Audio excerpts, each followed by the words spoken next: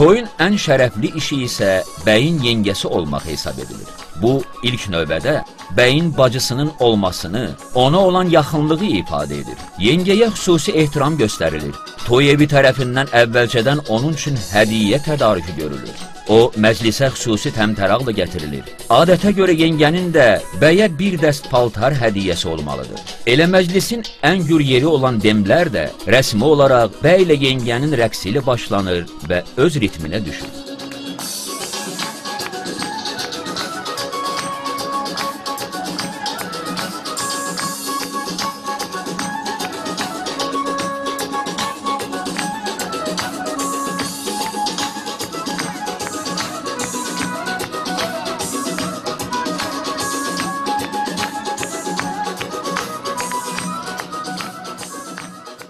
Məclisin gedişatında yengənin bəylə rəqsindən başqa nişanlanmış qızın rəqsi də iştirakçıları riqqətə gətirən məqamlardandır. Hər iki rəqsdə yığılan şabaşlar rəqsin qəhrəmanı olan xanımlara məxsusdur.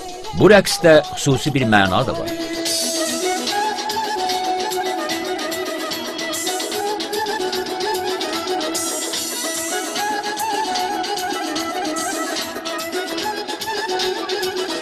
Səhərisi gün məclis iştirakçılarından gəlini bəy evinə gətirməyi yollanacaq adamlar seçilir və hər biri qabağa çağırılaraq qoluna cib dəsmalı bağlanır. Bu, həm qonaqların qız evinə seçilməsini təmin edir, həm də hər bir iştirakçı üçün toydan bir xatirədir.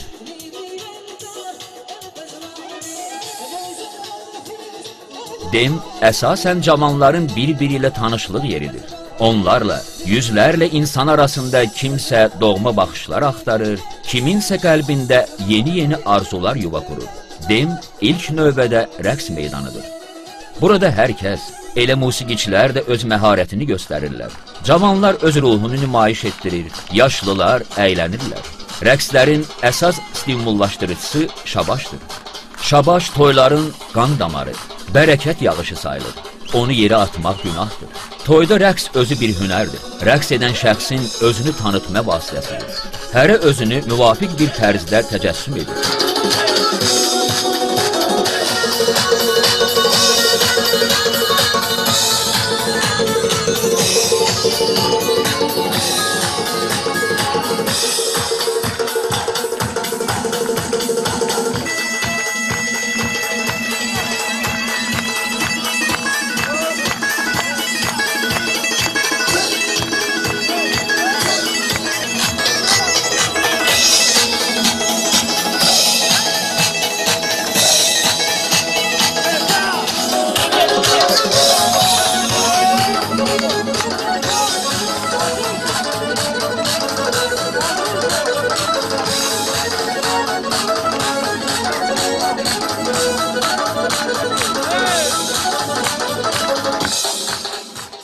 Bu rəqslərin arasında Qartallar rəqsi adlanan bir rəqs də var ki, onu oynayan gənclərin hərəkətləri havanı yarıb qabağa yol açan şahinləri xatırladır. Rəqqaslar öz hərəkətləri ilə zamanın müqavimətinə meydan oxuyur, qarşılarındakı qaranlığa hədə-qorxu gəlir, gələcəyə doğru addımlayırlar. Onların bu səyləri bəyi qorumaq, onun xoşbəxt gələcəyinə dəstək olmaq üçündür.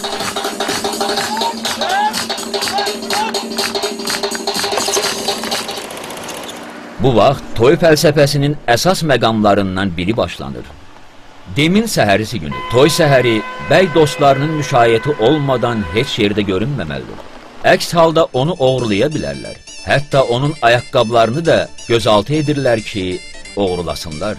Bu da elə bəyin oğurlanmasına bərabər sayılır və əvəzində bəyin dostlarından xələt alınır. Bəyin yaxın qohumlarından biri onu dostları ilə birlikdə qonaq çağırır ki, bu da həm bəyi qorumaq, həm də əyləndirmək məqsədi daşıyır. Bunun üçün xalq arasında çox maraqlı bir adət formalaşır. Bəyin qorunması məclisində xan seçilir və bütün iştirakçılar onun əmrinə müntəzir olmalıdır.